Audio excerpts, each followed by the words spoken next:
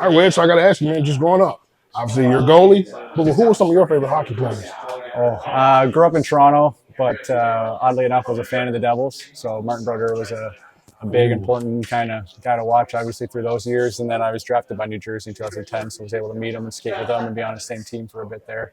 Um, I think those Rock'em Sock'ems with Don Cherry always had the goalie highlights, and that was owned by us and watched before minor hockey league games. But Trevor Kidd had a good glove hand. Yes. Felix the Cat, Potvin there in Toronto. I had played for the Mississauga Senators, so Patrick Aleem had Marvel the Martian on his helmet, so I had that kind of copyright. But honestly, a lot of them I could go down a very long list. John Van Briesbroek, I used to watch as well. Panthers, Yeah. So honestly, I mean, there was a ton. I used to collect those goalie figures too. Used to have Jose Theodore, Christopher Huet, Roman Czechmanik. Those guys are all up there. David Abisher, throw back some names. My agency had Andrew Raycroft, so I was a big fan of his once I got obviously part of the agency and things like that. But, I used to sit around and name a lot of those guys and watch a lot of them and all the highlights and things like that. So probably those top three, though, were probably Marty, Aleem, and Potvin. Okay, so usually my question would be the Mount Rushmore of your position, but you already got three. So you already named three. Rushmore. So if you did a Mount Rushmore for goalies, so ironically tonight, there's a guy that you're going to be playing against that's the coach. And, every time I talk to goalies, it's just like players there, Patrick Walker's blah, blah, blah. Yeah. For you, if you did a Mount Rushmore for goalies, you put four on that mountaintop.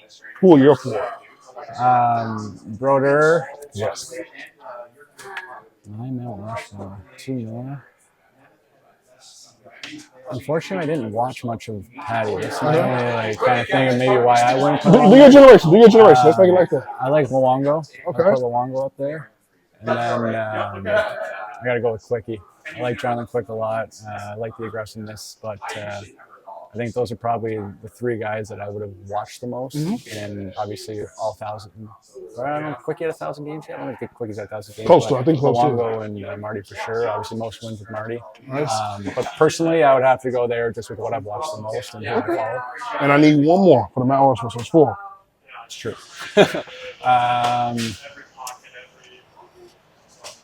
You got Fleury.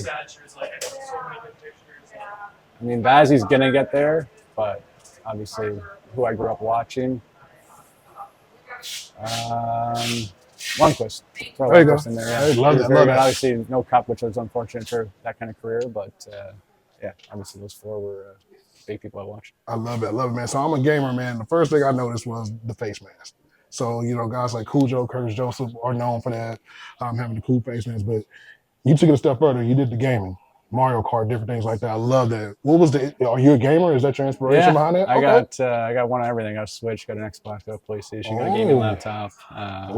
My brothers and I, that was our big Christmas gift every 4 or 5 years when the new system came out. So my oldest brother got me into it, but ordinary Nintendo, Sega Genesis, we had them all. One of everything, at least growing up, and still do it. I mean, I take my Xbox on the road with me and get some off days and stuff. That's a pastime killer for me. But the inspiration behind it, we went as Mario Kart people for Halloween this year. So about 6 or 7 of us went up as different ones, and then I was kind of struggling. I had like a Green Goblin mask, I had a Mysterio mask, I'm a big Marvel fan. Wow. A couple different ideas. We were thinking, what can we do to tie in the green? That's the biggest thing. I was looking at like Mike Wazowski from Monsters Inc. And then once we did the Halloween outfit, and then my wife and I were expecting a little girl, and we were calling her Baby Peach. After that, so then we were like, I can incorporate, the cars, the Dallas Stars green with a power up green star. And then my brain started ticking. Wife was a big part of it, and then we characterized our 2 dogs. So they're in a cart with soon to be baby girl, and then on the other side. Our team has 2 little caricatures of Robertson and Otter for Otter's Otter and Robo's Robot.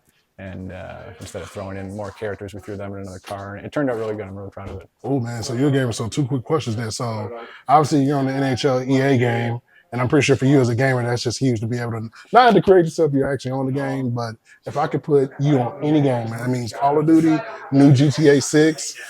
We can put you on Fortnite. Let's say we can put you on Hellraisers, who everybody's loving right now. What game would you want to be on as your person and your likeness? Not named NHL. Oh, boy. Oh, man. That's like a main character, obviously? Yeah. You can be the protagonist, antagonist. You can be whatever you want to be. Oh, man. I mean, my first thought was God of War. Oh, so you want to be Kratos, the opposite Kratos. Okay. Kratos would be fun. It would be characterized. I mean, I play a lot of Apex as a shooter. That'd be enjoyable. I think That's a good one. I'd go back. I mean, I like that driver game, but you never had a character. Yeah. It was always They never did. fun.